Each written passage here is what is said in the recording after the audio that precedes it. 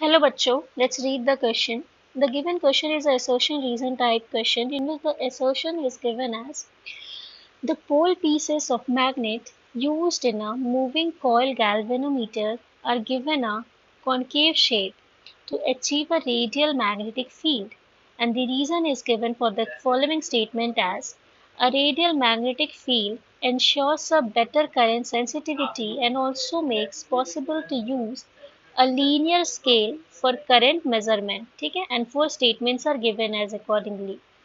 The key concept used for solving this question is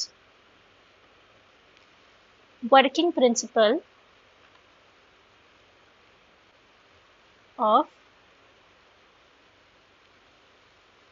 moving coil galvanometer. ठीक है, इसके हम वर्किंग प्रिंसिपल के बारे में बात करेंगे। तो क्या है कि मूविंग कॉइल गैल्वेनोमीटर में हम कैसा दे रखा है, स्टेटमेंट में लिख रखा है that a concave shape magnet is used. तो कॉन्केव शेपेड मैग्नेट कैसा होता है मैं दिखाती हूँ। This is a like concave shaped magnet. ठीक है, तो एक इसका नॉर्थ पोल हो जाएगा और एक हो जाएगा साउथ पोल। तो इसके यूज करने से हमारे फायदा क्या है, इससे फायदा ये है कि जो यहाँ से मैग्नेटिक फील्ड निकल रही है ना, वो बिल्कुल रेडियली निकलेगी। रेडियली निकलेगी तो वो तो स्टेटमेंट में लिख रखा है that it gives a radial magnetic field. तो रेडियल मैग्नेटिक फील्ड का क्या फायदा है, देखो मैं यहाँ पे लिख देती हूँ, कॉन्केव शेप है। तो कॉन्केव शेप से हमारा मैग्नेटिक फील्ड का नेचर कैसा हो जाएगा, sorry, nature of magnetic field it become specified. कैसा हो जाएगा, क्वेश्चन में लिख रखा है रेडियल। ठीक है, मैग्नेटिक फील्ड बिकम्स रेडियल। ठीक है, तो रेडियल तो हमारा उससे ये समझ आ रहा है कि असर्शन हमारा सही है। यूनिफॉर्म भी है। ठीक है, ये कैसा है, यूनिफॉर्म है, ऊपर से रेडियल है और स्ट्रॉन्ग नेचर का है। तो ये तीन प्रॉपर्टीज आ गई कॉन्केव शेपेड मैग्नेट को यूज करने से। तो आगे देखेंगे तो ऐसा प्रॉपर्टीज का हमें क्या होगा। तो जब रेडियल मैग्नेटिक फील्ड जो हमने प्रोड्यूस किया है ना, दिस रेडियल मैग्नेटिक फील्ड, ये कैसे लाइन होगी पता है, will always be perpendicular to, will always be perpendicular, perpendicular to, ये हमेशा परपेंडिकुलर लाइट करेगी जो हमने सर्कुलर कंडक्टर लूप यूज किया है ना, टू द कंडक्टर लूप। तो उससे क्या फायदा है, इससे हो रहा है कि हमने जो रेडियल मैग्नेटिक फील्ड यूज किया वो हमेशा हमारे कंडक्टर लूप के परपेंडिकुलर रह जाएगी and radially about its axis. Perpendicular loop, ठीक है, will always be perpendicular to the conductor rotating about its axis।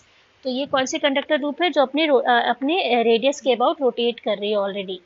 ठीक है, जिसकी वजह से फ्लक्स में चेंजेस आ रहा है, रोटेटिंग अबाउट इट्स एक्सिस। ठीक है, तो जब ये अपने एक्सिस के अराउंड रोटेट कर रही है तो उससे क्या हो रहा है कि फ्लक्स चेंज हो रहा है, जिसकी वजह से हमारा उसमें मूविंग कॉइल गैल्वेनोमीटर में सेंसिटिविटी की वजह से हमें चेंजेस देखने को मिलेगा।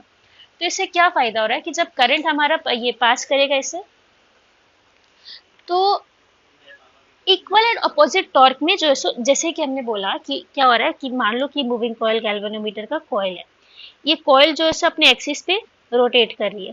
ठीक है, ये कॉइल तो रोटेट कर रही है और इसके परपेंडिकुलर डायरेक्शन में हमने क्या दिया है, मैग्नेटिक फील्ड जो कि रेडियली है। तो उससे क्या हो रहा है ना कि जब हम इसमें जो करंट पास करेगा, इसके इंड्यूस्ड करंट जब इसमें पास करेगी ना, तो इक्वल और अपोजिट टॉर्क इंड्यूस करेगी, जिसकी वजह से क्या होगा कि दोनों साइड जो फोर्सेज है वो इक्वल हो जाएंगे। ठीक है, मैं यहाँ पे लिख देती हूँ, induces equal and opposite nature का फोर्स, जिसको हम लोग कपल बोलते हैं, अगर पता हो। इक्वल एंड अपोजिट नेचर का force is known as couple. तो उससे क्या होगा कि कपल का इंडक्शन होएगा। तो जैसे कपल इंड्यूस्ड होगा तो क्या होगा कि ये रोटेट करेगी इक्वल फोर्स से, मतलब इक्वल फोर्स से जो है ये रोटेट करना शुरू करेगी। तो इक्वल फोर्स से रोटेट करेगी तो इससे क्या फायदा है कि जो हमारा गैल्वेनोमीटर है ना, ये जो पॉइंट करेगा ना, उसका पॉइंटिंग क्या होगा कि जैसे कि रीजन में साफ साफ लिख रखा है कि लीनियर स्केल का वो linear scale for current measurement. तो जब इक्वल नेचर का फोर्स आएगा तो अनबैलेंसिंग नहीं होगी, कोई सी भी डायरेक्शन में फोर्स ज़्यादा या कम नहीं होगी। तो इससे क्या होगा कि लीनियर स्केल आ जाएगा for current measurement.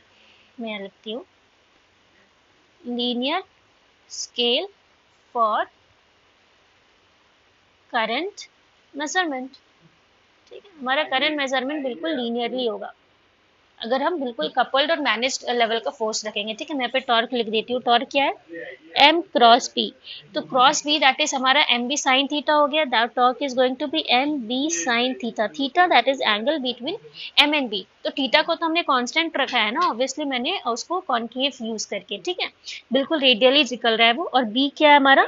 Magnetic field है। मैग्नेटिक फील्ड भी चेंज नहीं हो रहा है, क्यों? क्योंकि हमें वही सेम मैग्नेट यूज करा है। और एम भी चेंज नहीं हो रहा है क्योंकि हमारा कॉइल भी सेम है। ठीक है, कॉइल का एरिया एवरीथिंग इज सेम। तो हमारा ये पूरा कांस्टेंट होने जा रहा है और फिर इक्वल एंड अपोजिट होने जा रहा है। तो इससे क्या होगा कि बिल्कुल बैलेंस्ड और लीनियर, तो बैलेंस्ड फोर्सेस आएंगी जिसकी वजह से लीनियर स्केल में हमारा करंट मेजरमेंट हो पाएगा और वो अच्छी बात है। So accordingly our answer will be option number A. Hope you understood it and thank you so much.